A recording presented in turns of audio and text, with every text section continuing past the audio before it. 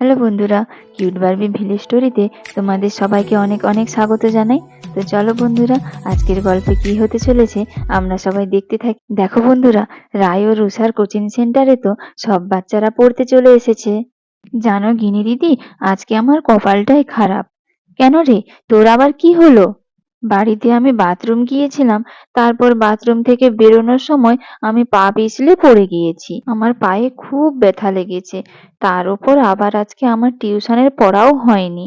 এমনিতেই রায় দিদি আমাকে খুব মারে, তারপরে আজকে তো আবার পড়া হয়নি। আজকে তো মনে হয় খুব মারবে আমাকে।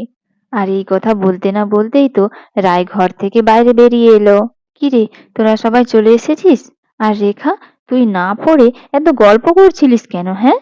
রায় দিদি, আমি গল্প করছিলাম না, আসলে আজকে আমার পড়া হয়নি।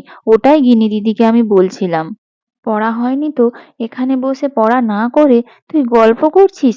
তুই এত কথা বলিস বলেই তো মার খাস আমার হাতে। আর এমন সময় মিষ্টির ঠাম্মি তো মাঠ থেকে ঘাস নিয়ে বাড়িতে চলে এলো।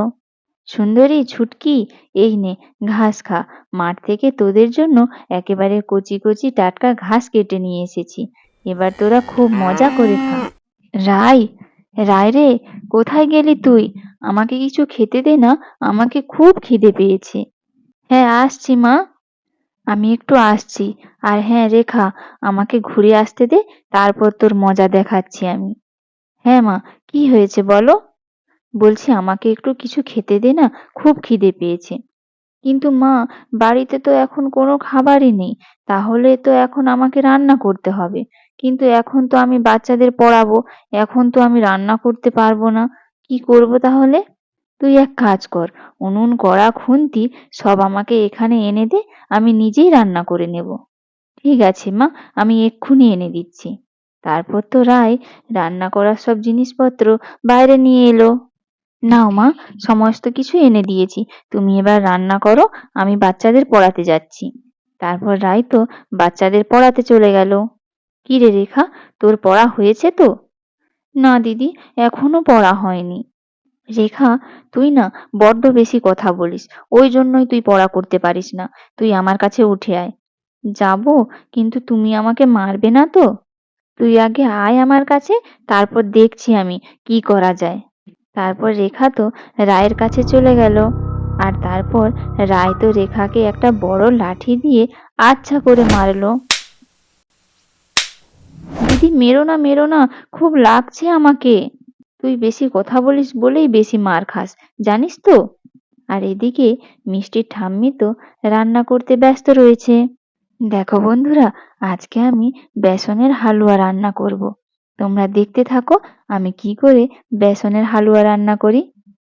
প্রথমে কড়াইতে বেসন আর সুজি দিয়ে দিলাম। এবার বেসন আর সুজিগুলোকে ভালো করে নাড়তে হবে।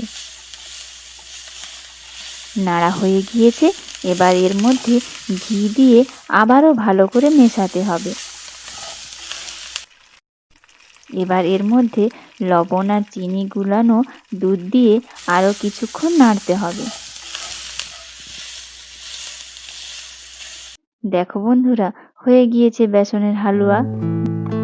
দেখলে তো বন্ধুরা, কত সহজে হয়ে গেল বেসনের হালুয়া। রাই, সব বাচ্চাদের এখানে নিয়ে আয় তো। কেন মা, কি হয়েছে? আজকে আমি সব বাচ্চাদের আমার হাতের রান্না খাওয়াবো। এই যে মা, সব বাচ্চারা চলে এসেছে। কিন্তু মা, তুমি কি রান্না করেছো বলো তো? আজকে আমি রান্না করেছি বেসনের হালুয়া। নে নে, তুই আর দেরি করিস না, তাড়াতাড়ি ওদের বসতে বল। বাচ্চারা, তোরা সবাই এখানে বসে পড়, মা আজ তোদের বেসনের হালুয়া খাওয়াবে। তারপর বাচ্চারা তো সবাই খেতে বসে পড়লো। ঠাম্মি, তুমি বেসনের হালুয়া করেছো? বেসনের হালুয়া কি রকম খেতে হয়? আমি আগে কখনো তো খাইনি। এই তোরা খেয়েছিস কখনো বেসনের হালুয়া? না, আমরাও কখনো খাইনি। কি মজা, আজকে আমরা প্রথমবার বেসনের হালুয়া খাবো। রায় দিদি আমাকে কিন্তু অনেকটা বেসনের হালুয়া দেবে, কেমন? রেখা, তুই চুপ করে বস না একটু। এতটুকু পুচকে একটা মেয়ে, সে নাকি আবার অনেক খাবে। বলি তোর পেটটা তো এতটুকু ছোট, অনেক খাবার ধরবে কোথায় তোর, হ্যাঁ? বল তো আমাকে একটু। তারপর রায় তো সব বাচ্চাদের খেতে দিয়ে দিল। বাহ ঠাম্মি, তুমি তো ভালোই রান্নাটা করেছো। হ্যাঁ ঠাম্মি, খুব ভালো হয়েছে। পিসিমণি, আমাকে আরেকটু দাও না, আমি তো সব খেয়ে ফেলেছি। তুই আবার নিবি? আচ্ছা, দাঁড়া দিচ্ছি। এই নে। মা, আমাকেও একটু দাও তো, দেখি কেমন করেছো তুমি বেসনের হালুয়া।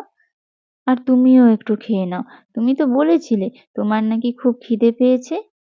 তোকে আগে দিয়ে দিই, তারপর আমি খেয়ে নেব। তারপর ঠাম্মি তো রায়কে খেতে দিয়ে দিল। সত্যি মা, খুব সুন্দর করেছো তুমি রান্নাটা।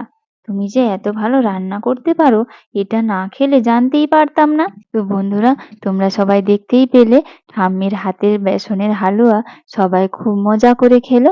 তো বন্ধুরা, আজকের গল্পটি তাহলে এখানেই শেষ হলো। ভিডিওটি ভালো লেগে থাকলে একটি লাইক করে দিও আর চ্যানেলটিকে সাবস্ক্রাইব করে আমাদের পাশে থেকো। ধন্যবাদ।